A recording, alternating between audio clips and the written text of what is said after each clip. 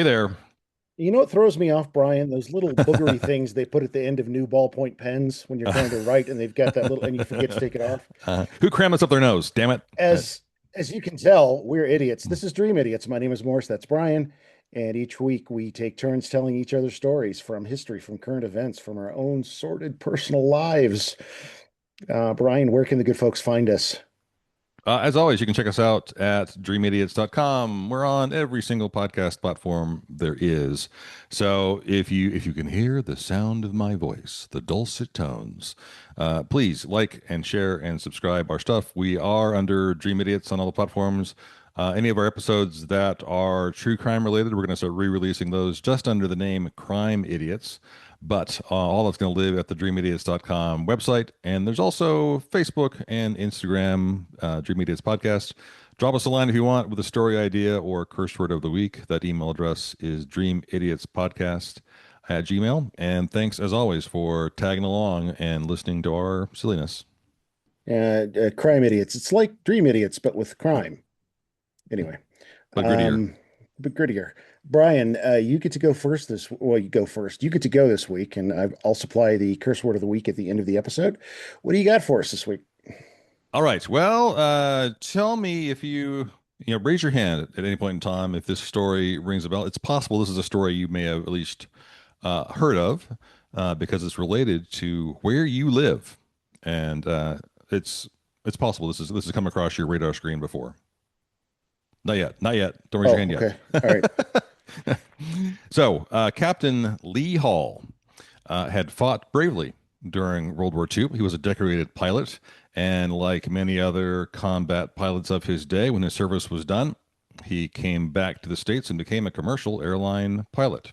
There's actually a Lee Hall Street in San Antonio, which I suspect must be named after him. So, San Antonio is such a military town, but I couldn't really find evidence of that. Hall lived in Denver, Colorado, Oh, and was based at Stapleton Airport. I Uh, know Stapleton Airport. United Airlines Flight 629 originated at LaGuardia Airport in New York and made a stop in Chicago before coming into Denver. Hall was set to take over as part of the new crew in Denver. They were traveling on to Portland, then Seattle, then on to Alaska. It's November 1st, 1955. Hall is in the cockpit. Also on board is another character from our story who I will introduce shortly. So more on Flight 629 in a bit. Jack Gilbert Graham was born on January 23rd, 1932, weirdly, like 5 weeks after my father was born. During the heart of that fun time known as the Great Depression, he was Mhm. born to Daisy King and a mining engineer named William Graham. He was King's second child and William's first. And in the era, during his infancy, this was a rough time to be alive. His father was a miner, but times were tough all the way around. Uh, Graham and Daisy King separated when Jack was only 18 months old, and his father later died of pneumonia when the boy was 3. In this period, Daisy King, the mom, often worked, and so the grandmother would take care of Graham and his half sister Helen during the day. When Graham's grandmother then died, the boy was sent to live at Clayton College for Boys, which sounds like it's prestigious and amazing. The Clayton College for Boys was an orphanage for poor white Mm. male orphans born of reputable parents. Daisy herself she was not poor, I mean, raised sort of normal middle class to upper middle class. Her father had been a teacher as a young man, but rose the ranks to become a state rep, district attorney, and then actually a district court judge in Colorado. So not in Denver initially, but they then moved to Denver. Daisy married a man named Tom Gallagher in the early 1920s. That's when she gave birth to the first child, Helen. She and Gallagher divorced not long after, and then Daisy married William Graham, and the pair moved frequently as they're kind of chasing construction jobs, mining jobs, whatever jobs he can find. So after Jack is moved to the orphanage, Daisy marries a third time Ah, to a wealthy rancher named Earl King. This is 1941. And this radically improves her life, okay. her life and her finances. Hmm. But she doesn't. She never bothers to go pick up Jack at the orphanage. Just Jack. Jack who? So Jack continues to live at the orphanage. By the time Daisy inherits all the money from Earl's estate, upon his death in 1954, Jack's an adult and married with kids. It's not like he never saw his mom while he was there. He did spend holidays and vacations at the stepfather's ranch, but he kept being returned to the orphanage during the school year. When Graham was 13, he stayed for a little while at one of the stepfather's neighbors, but that wound up being weird and unstable. And Graham just, yeah, rightly so, continues to have a hard time understanding why he can't just live at home with his mom. Like why why Yeah. why am I in this with Yo, being shuffled off to Yo, Wilt, I'm open. What? I mean, it's right? just inexplicable. Yeah. Yeah, you have money and you basically she can't be bothered. So Graham completed ninth grade in public school, but at the time didn't receive a high school diploma. And then he lies about his age to enlist in the Coast Guard. So he serves in the Coast Guard April of 48 to January 49. But during this time, he went AWOL 63 days, which Ah. you can't really, service is not really optional. You can't just sort of wander off. He is court-martialed, and he would admit during the court-martial that he was just tired. I mean, he didn't like authority. He didn't like being told what to do. He'd rather party. Wouldn't we all? He said, "quote I don't feel sorry about." I don't feel sorry about it, but I'm not happy about it. But I don't want a bad conduct discharge. Well, tough shit, dude. He is discharged. He was later sent for neurological tests, and I'm sorry, he was actually honorably discharged. I'm sorry, my mistake. Uh, but Graham would later claim he had been given shock treatments at the hospital when he was given those tests. Coast Guard doesn't confirm or deny that. And the Coast Guard also states that Graham was just immature, had bad judgment, and was just wildly impulsive, which is all 100% completely predictable based on his upbringing to this point. Sure. So Graham does manage to finally get his diploma upon passing entrance exams at Denver University. There he meets Gloria Elson in Mm-hmm. 1953, and they get married. I mean, at first blush, you wouldn't think there's any problems here. He appears to be just a normal, happy family man with a devoted wife and kids. In 1954, his mother Daisy finalized the purchase of a new home for herself, her son, and the family because there's child number two on the way, coming in February of 55. But around this period of time, Graham's half sister would report later, and Graham's wife would report later that Graham had a real dark sense of humor and had a penchant for violence. Again, Mm. not saying it's justified, but certainly makes sense. It, Again, considering his upbringing. right. Not an excuse, but an explanation. Yeah. Okay. Right, right. Okay. So around this time, I mean, you have a variety of hobbies and interests, as do I, as we all do. In his early adult life, Graham really gets interested in fraud. That's a good time. Oh, okay. In early 51, he was employed as a payroll clerk. But while there, he stole a set of blank checks. He Oh, good. filled out 42 of the checks for $100 each, make it made payable to him. He managed to abscond with only about half of the money, and then went on the run to Texas of all places. He's arrested in Lubbock in September of 51 for on different charges. He's arrested in Texas for illegally transporting whiskey, which I don't really understand what that is, unless Lubbock could have been a dry county at the time. Most likely, yeah. Yeah, Or he went through a dry county with liquor, right, could be. which would be, yeah. So he's sentenced to 60 days in county jail. He's released, shipped back to Denver to face the forgery charges. He's convicted there in November of 51, but the conviction somehow is suspended and he's just given probation for 5 years, but he starts paying back financial restitution starting in 52. So it's clear Jack is a risk taker. He loves a nice get rich quick scheme and doesn't really seem to be encumbered with ethics or morals. So that's good. That's always a good sign. While paying off the debt, Graham starts working as a heavy duty equipment mechanic between January 53 and December 54. After getting that home that I mentioned earlier for his family, Daisy then has the idea of, okay, I'm going to give him a job myself in order to keep him focused and occupied. She now has money. She built a drive-in restaurant in Denver for Graham to manage. So, spring of '55, they opened the Crown A Drive-In Hmm. in Denver. Yep. Apparently, in the notes it says King and Graham fought all the time over management of the restaurant. They probably fought all the time over fucking everything because when you have someone in your life who you despise so thoroughly, you just look for reasons to have arguments. I suspect. At the time, this seems weird to me. The restaurant was having problems with just recurring vandalisms. Like, was vandalism a thing in the 50s? I mean, obviously it is now, but recurring vandalism shortly after it opened, and then in September of '55, there's an explosion in the restaurant. Uh, and in interviews, Graham volunteered that, well, we did have a faulty gas line there that must have caused the explosion. But then, when later pressed, he would admit that it was just an attempt on his part to engage in insurance fraud. So that investigation is still going on, and what the ramifications of that might be are not fully realized.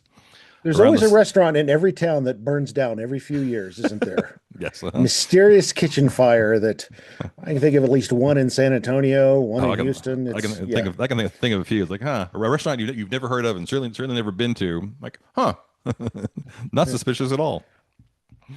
So, restaurant explosion happens around the same time. Graham has a shiny new 1955 Chevy pickup truck that inexplicably got hit by a train and destroyed. Mm, Again, sources would later say that they suspect this was also just fraud. Graham managed to collect like $1,200, which at the time had to have been 12 or $15,000 in terms of value. So, he's running fast and loose on this.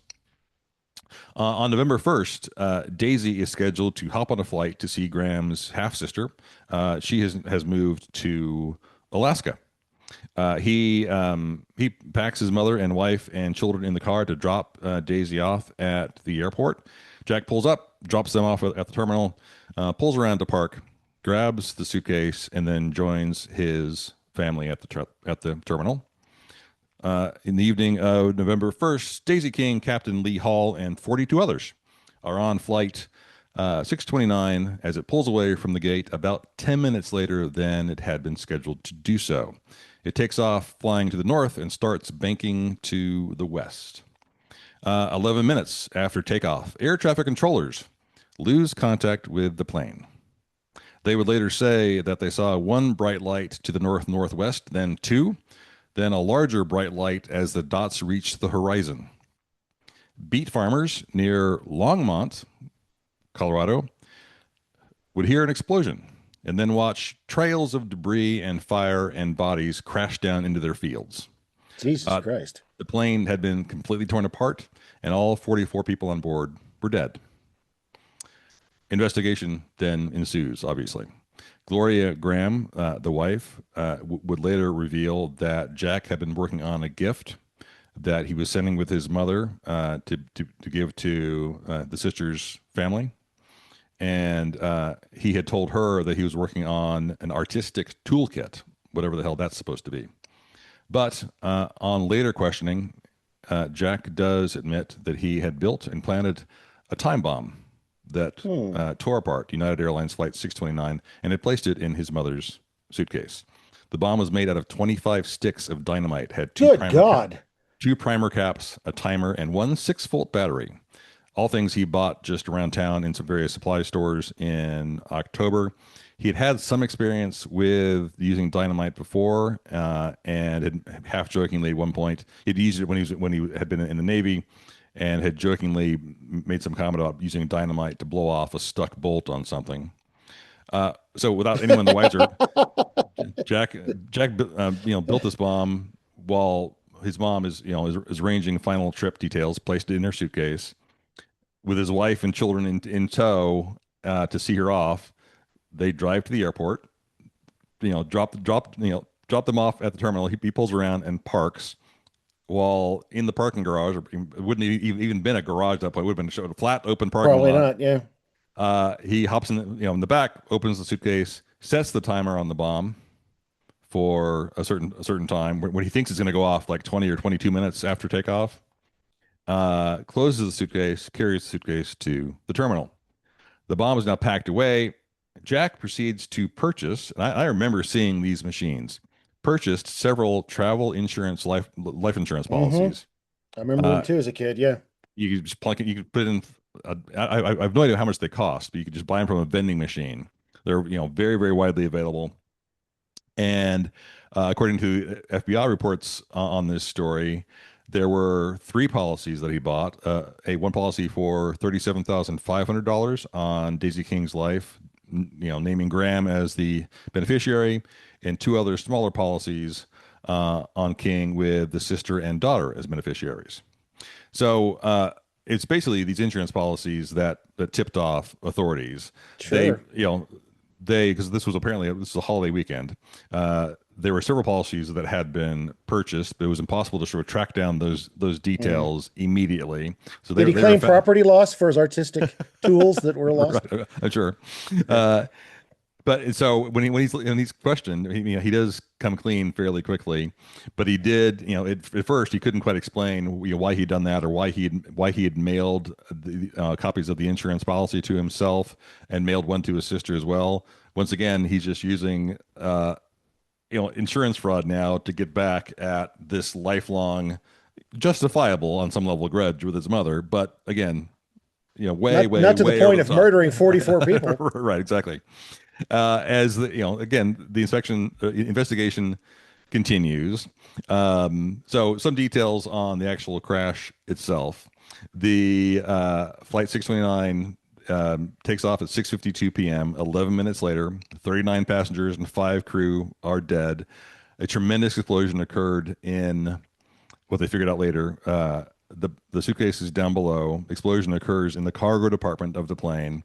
When it goes off, it completely severed the tail section off of the plane, Ooh. causing a flare to separate and ignite. A second explosion occurs when the plane's engines and fuel tanks explode because it's just taken off. It's got a full load of fuel. Hmm. So it's just a gigantic fireball coming down. So those are the two bright lights they saw, the Those, first those are the explosion, two the second explosion, and then the big one that, okay. upon impact.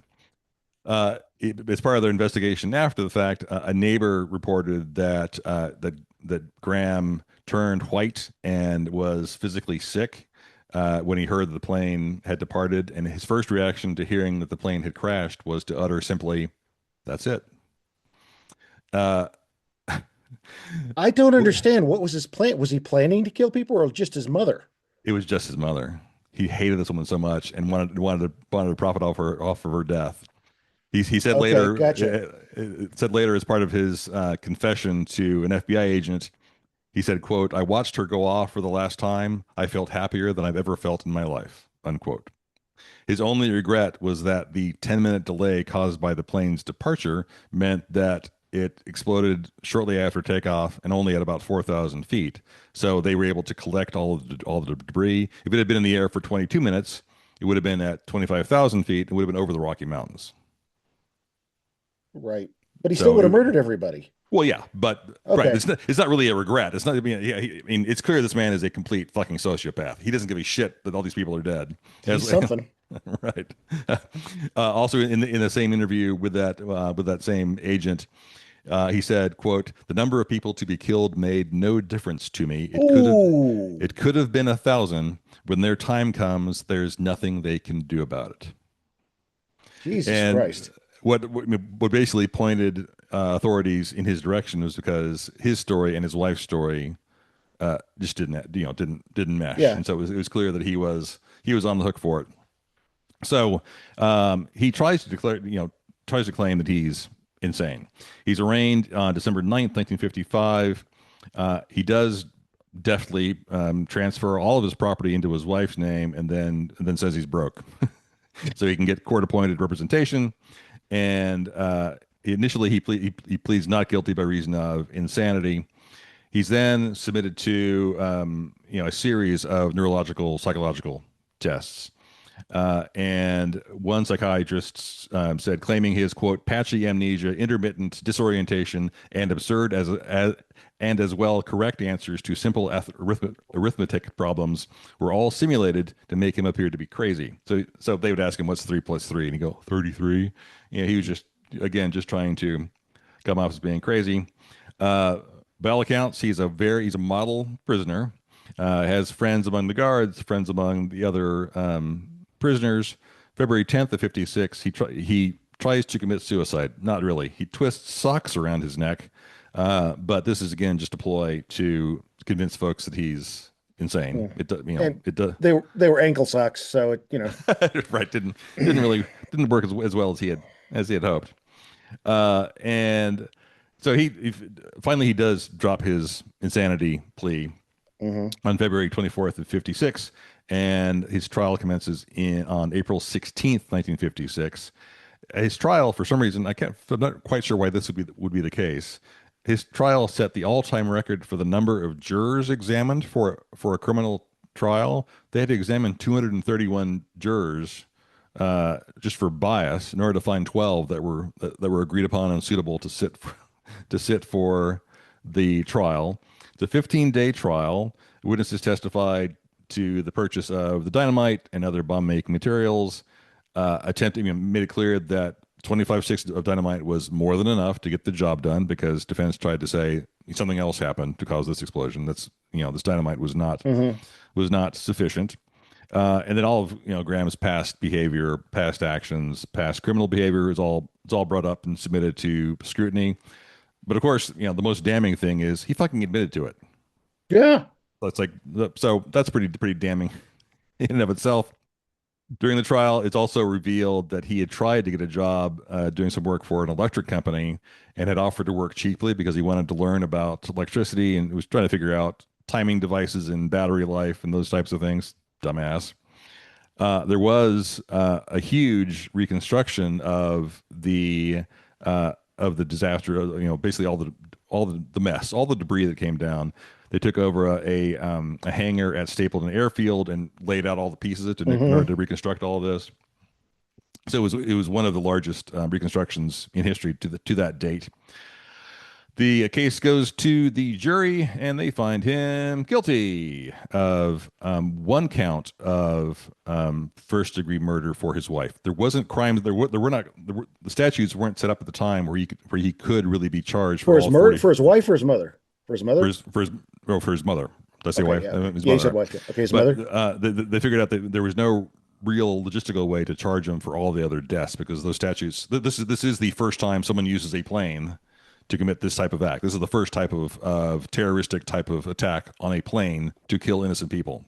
And so the statute, USA, no one, USA, no one has it's USA. ever crossed anyone's mind that people would ever do this. This is the first time it Yeah, ever happens. no, that's So, so he's again motivated by resentment and insurance fraud. Happily, some of the money tied to those insurance policies are actually realized.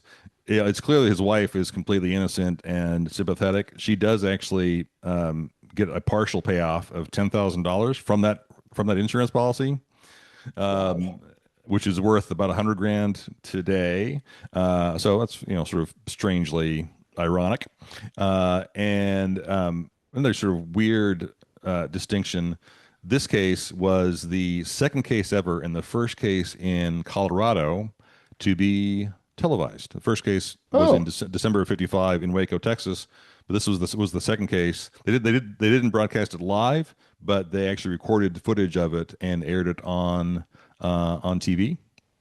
Um, Graham was executed in the gas chamber shortly thereafter. There was not 20 years of appeals, etc. So he was executed in the gas chamber January 11th, 1957. A very clear and unapologetic sociopath. that isn't. I've never heard that. I've lived in Colorado now 10 years and I've never heard that story.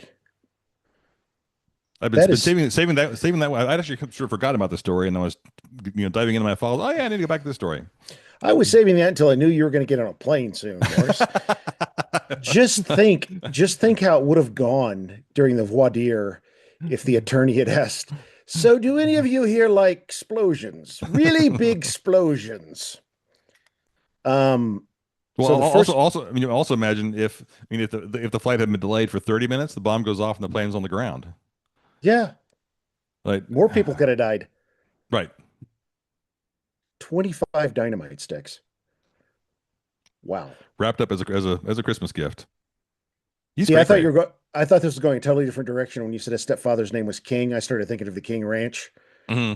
and I was like, oh, is this a King Ranch story out in Texas? But nope, it's a explosion, a very big explosion near the Hmm. Rockies.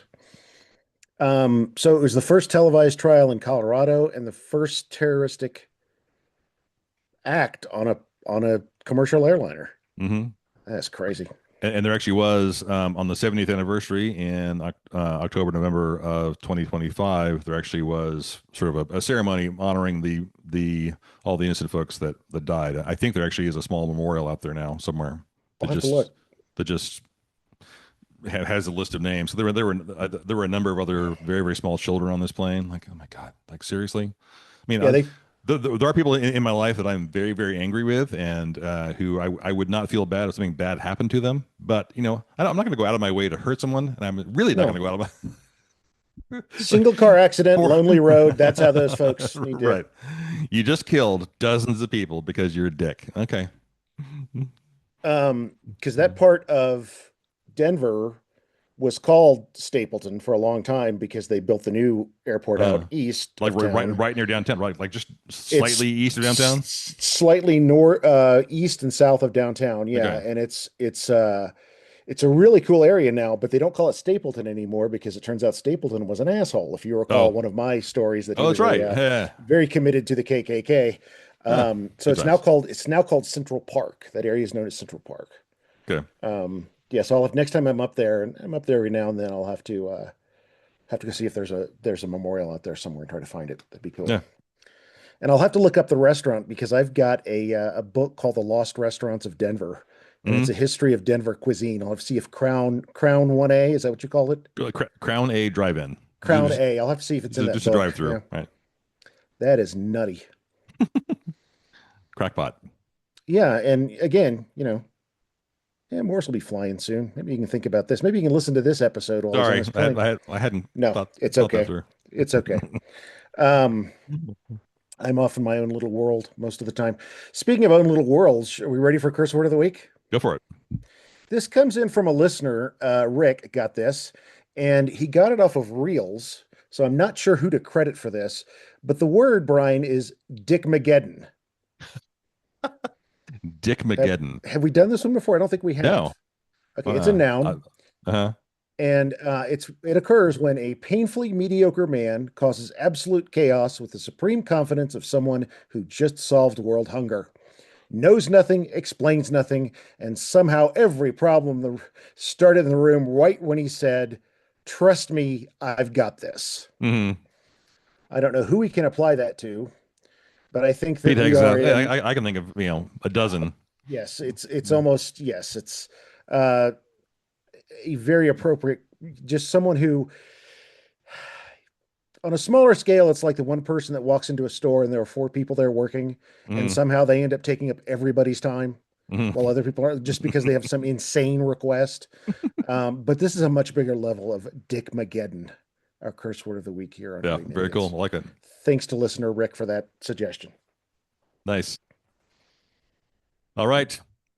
Thanks, folks. We appreciate you listening. As always, please check out dreamidiots.com. Search on Dream Idiots or Crime Idiots on whichever platform you're listening to us on, and like and share and subscribe and give us a review if you don't mind. We haven't gotten any reviews in a while. That would be great, and we appreciate you tagging along. Dear guys, I like explosions too. Um, okay, great. Thanks everybody. Please be good to each other. I mean, uh, just every time you think you're done hearing the insane, something else, he posts again. He posts something else. So be good to Hmm. each other and hang in there, and we'll talk to you later.